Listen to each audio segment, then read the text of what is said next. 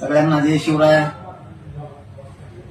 आपण या निवडणुकीत मुंबईसह महाराष्ट्रात आपण कोणालाही कुठल्याच प्रकारचा कसलाच पाठिंबा दिलेला नाही.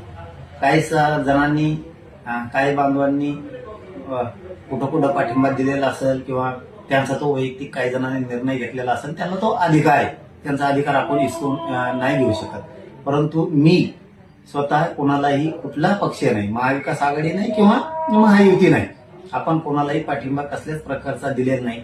कोणाचे काही पत्रक प्रसिद्ध झाले असतील पाठिंब्याचे किंवा अनेक काही मुंबईमध्ये काही प्रकार झाले असतील, परंतु माझा कोणालाही अक्षरशः खरं सांगतो कसं कुठलाही पाठिंबा नाही.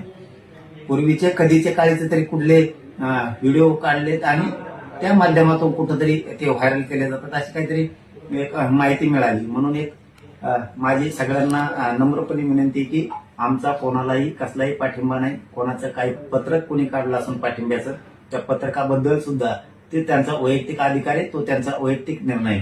माझा म्हणून मी कोणालाही पाठिंबा दिलेला नाही, हे सगळ्यांनी बांधवांनी सगळ्यांनी समजून घ्यावं. ना महायुती ना महाविकास आघाडी.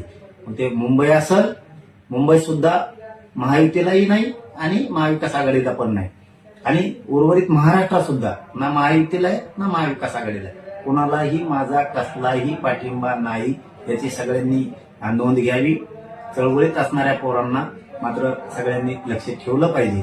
आणि मराठा समाजाला विरोध करणारे, मराठा समाजाच्या आरक्षणाला विरोध करणारे, ते जर कुठं कुणी उभे असतील तर त्यांना मात्र मराठा समाजाने कधीही सहकार्य करू नये.